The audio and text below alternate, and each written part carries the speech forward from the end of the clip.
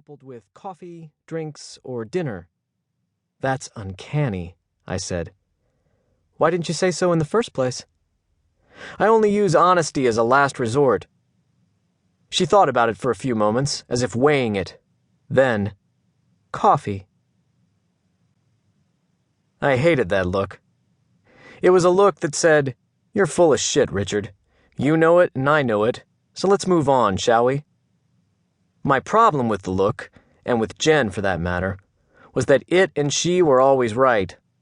In that case, I had just tried to tell her that we should drive to her parents' house in upstate New York on Monday rather than Sunday. I had lamely claimed that we'd hit less traffic that way, but she knew it was really because I wanted to watch the pro football games.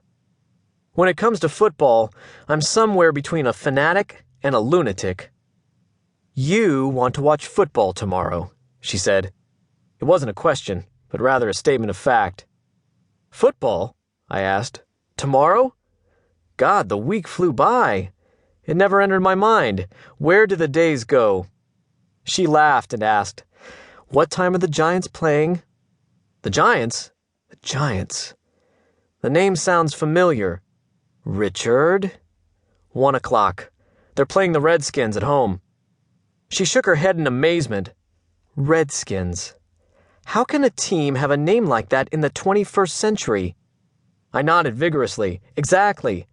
They are politically incorrect pigs, which is the main reason I want them to be defeated tomorrow. Somebody has to take a stand on the side of decency, and they will leave Giants Stadium tomorrow having learned a moral lesson, and it's about time. There was that look again. It was time to come clean. The winner makes the playoffs. The playoffs, Jen. That's 3 wins from the Super Bowl. I really want to see it. Then why didn't you just say so in the first place? I shrugged. Honesty, last resort, remember? She smiled. Tell me about it. That was sort of a catchphrase she used whenever someone told her something she already knew, which was pretty often. Jen agreed that the game was not to be missed, so she called her mother and told her we'd be there on Monday. It wasn't a big deal, since we'd been invited for Christmas, which was Friday. Her parents lived in Ardmore, a small town about 2 hours from our apartment in Manhattan on the Upper West Side. We had a 2-bedroom on the 33rd floor of a building called the Montana, on 87th and Broadway. If there is a piece of real estate in the world that should not be called Montana, it is that one. Jen had told me a couple of weeks before that her parents were excited to meet me, that I was the first boyfriend she had ever brought home. As always, it was jarring to hear her call me a boyfriend. We seemed to be so much more than that. I think on some level that's why I bought a ring and planned to ask her to marry me the following week. If she accepted, and I anticipated that she would, I would instantly make the quantum leap from boyfriend to fiancé.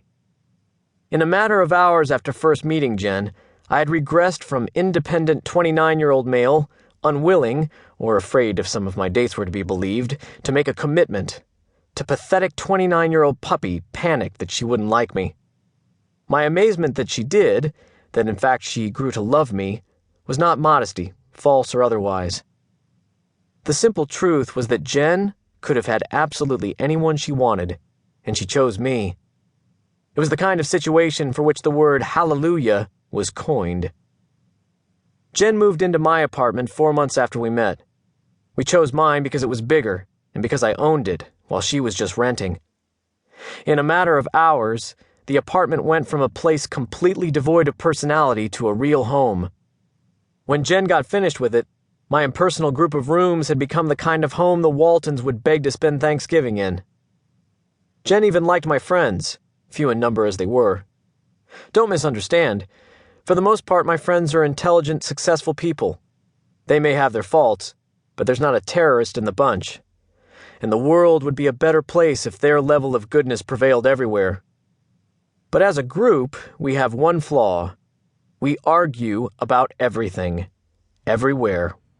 They are heated, sometimes stimulating, sometimes childish debates about a wide range of topics, from sports to politics to people, and the truth is, most outsiders find it a little off-putting. Since I had only arrived in town 3 months before meeting Jen, I had only had time to develop 2 close friendships. I had met both John Susich and Willie